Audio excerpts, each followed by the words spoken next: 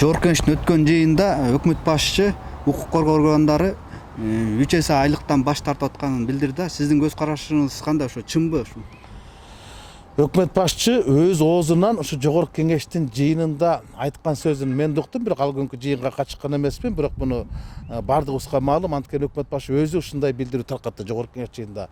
Бул эч кандай далилденбеген өкмөт башчынын өзүнүн чыгарган эле жомогу. Ал кимден укту, же болбосо ага жаматтуу, кайрылыштуу укук коргоо органдары бардыгы биз баш тартабыз деп. Ал баш тарткан күндө дагы бул мыйзам бузуу болуп эсептелет. Бул мындай да өзгөчө абал киргизилген жерде өзгөчө абал жөнүндө мыйзам иштейт. Өзгөчө абал жөнүндө мыйзамдын талаптарына ылайык өзгөчө абалда тартылган кызматтагылардын бардыгына өзгөчө эмгек акы төлөнүп берилүү ошол мыйзамда көрсөтүлгөн. Мындайча айтканда 3 айлык эмгек акы төлөнүп берилет. Алар тартылган. Анан мыйзам ар кандай иштебейт. Мыйзам бардыгына бирдей иштейт. Ошо тартылган кызматтардын, маселен, Ички иштер министрлиги, Саламат сактоо министрлиги, улуттук коопсуздук кызматы, экономикалык кызматчы кызматы кайсыл ошо өзгөчө кырдаалдарды да кызматка тартылган кызматтарлардын бардыгына ошондой каралган. Бул мыйзамдын талабы. Өкмөт башчынын айткан талабы бул мыйзамга карама каршы келет. Ал эми жанагы баш тартты деп атпайбы? Мен ошого ишенгим келбей турат. Бажы кызматындагылар ошол эмгек акыдан баш тартты десе мен жартылай ишенишим мүмкүн болчу. Салык кызматындагылар баш тартты десе мен анча мынча ишенишим керек. Бирок милициялар баш тартты дегенге мен таптакыр ишенгим келбей турат. Эмне үчүн? Анткени милиция кызматкерлерин биз айлык баяналарын билебиз. Алардын башчылары, жетекчилери жогору жактын көрсөтмөсү менен ушундай баш ийкеп гана койгону болбосо, катардагы милициялар бул эмгек акыдан баш тартпайт. Эмнеге баш тартат? Алар баш тарткан күндө дагы мыйзам бузган болуп эсептелет. Алар ошол эмгек акыны алыш керек. Маңдай тери менен алган эмгек акыны алыш керек дагы, анан кийин кайра тапшырыш керек. Мен будан баш тартамын, өкмөт кыйналып атканда мен өзүмдүн салымды кошом деп берсе, бул анда мыйзамдуу болот. Анан жок, алар баш тартты деп туруп анан кийин алардын акчасын кесип койгон, бул уурулук болот. Бул кылмыш болот. Мындайда мен буга чейин жанагы ак халатчандардын адвокаты боло коем деп аябай эле каралоо компаниясында тушуп калдым. Эми азыр кызыл шапка чендерге болушту деп дагы кызыл чекке кырылышабыз да. Бирок мен айтып коеюн да, мындайдан кийин эгер Кашкар Астаканович Ички иштер министри катары өзүнүн кол алдында иштеген милиция кызматкерлерин бүгүн ушундай оор кырдаалда колдоп кое албаса, эртең бир да кызматкер аны коргобойт. Бул чындык. Анткени ал өзү кызыктар болуш керек. Анткени анын ар бир кызматкердин артында анын семьясы бар. Ошо ар бир милиция кызматкердин артында анын бийликке болгон ишеними бар. Анан ошол ишенимден ажыратып, анан алардын таманакы маңдай теринен ажыраткан бул кылмыш да. Эмне үчүн күнү түнү иштеп медиктер алат, чекистер алат дагы милициялар албайт. Эң биринчи соккуну милициялар көрдү да, чалынан баштап кыздарга чейин милицияларды сөгүп, жаакка чап фуражкасын ыргытып аткан биз бардык көрбөдүк, күбө болбодукпу? Ал эле тургай, мына мени тааныган милиция кызматкерлеринин бардыгы келип айтышып атат. Ырыскелчилик ушул туура эмес да. Биз баш тартты деп өкмөт башчы айтып атат. Биз качан баш тарттык? Ким баш тартыптыр? Биз үйгө кире албай калдык дейт. Ошол аялдарыбыз айкырып баштады дейт. Абылгазиевке тийип алгыла деп. Келбей эле койгула деп. Ошого чейин барып атат дейт.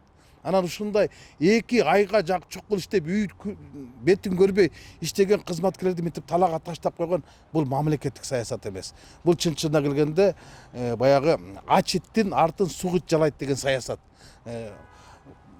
Ошол коронавирус менен каршы күрөшкө чет өлкөлүк уюмдар, эл аралык уюмдар тарабынан канча деген акчалар келди. Алардын баарын ошого берилиш керек да, максаттуу түрдө ошого жумшалыш керек болчу. Анан ушул жерге келгенде дагы саясат чыгарып атканы бул туура эмес. Эгерде милиция кызматкерлерин мажбурлап түрдө, азыр мен угуп атам, 8 сааттык гана табел толтуруп,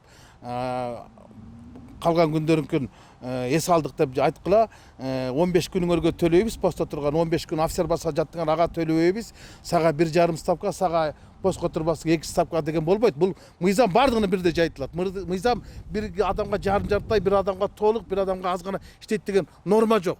Мыйзам бардыгына бирдей иштейт. Эгер мыйзамды буза турган болсо, анда өкмөт башчынын үстүнөн мен башкы прокуратурага караштырам, аны кылмыш жоопкерчилигине тартуу боюнча. Мына бул мыйзамдын талабы болуп эсептелет. Анан азыркы учурда экономикалык абал өлкөнүкү аябай эле оор болуп турат, бул жалпыга маалым. Анан ушундай шартта жогорку кеңешке мыйзам киргизилип жатат. Акча алмаштыруу жайларын жабуу боюнча мыйзам киргизилип жатат да. Ушул туурабы?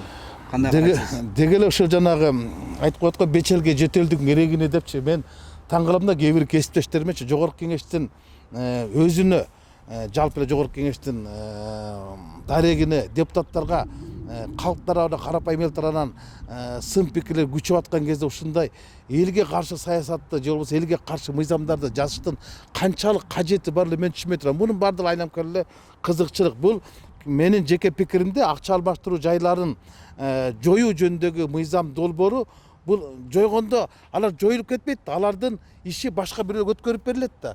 Маселен акча алмаштыруу жайларынын баардыгын кыскартып жоюп жибергенде алардын буга чейин аткарып келген жумуштарын коммерциялык банктар алат. Коммерциялык банктар ошолордун пайдасын тартып алат. Мындайча айтканда бул рейдерлик эле саясат да. Мамлекеттик рейдерлик саясат. Акча алмаштыруу жайлары мен билгенден булар жылына өкмөткө же болбосо бюджетке 100 миллион сомдун тегерегинде пайда алып келет. 90 миллион сомдун тегерегинде алар патентке төлөй турган болсо 450ден ашык 500ге жакын акча алмаштыруу жайлары бар. Ошолордун патенттери, анан алардын соцфондко төлөмдөрү 10 миллиондон ашат. Жалпысынан 100 миллион сом. Эгер ушул мыйзамга жогорку кеңештин депутаттары демилген мыйзамга өкмөт оң корутунду бере турган болсо, анда өкмөт отставкага кетириш керек. Анткени бул өкмөт өзүнүн түшө турган 100 миллион сомунун коммерциялык банктарга бергенге макул болуп калат да. Бул деген көз көрүнө эле рейдерлик саясат.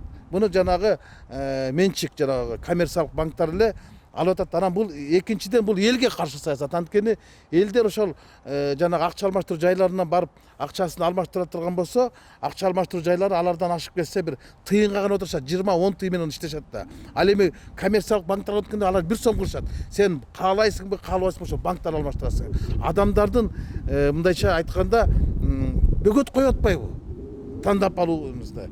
Бул мен бул мыйзамдын карама каршы добуш берем. Бул кесиптештерим чакырат болчу. Буну колдой турган нерсе эмес. Бул бирөөлөрдүн хоббиси, бирөөлөрдүн лоббиси. Башка эч нерсе жок. Бул рейдерлик саясат. Ачуучундукты бир гана биздин Фабула ТВ YouTube каналынан угасыз. Жазылууну унутпаңыз.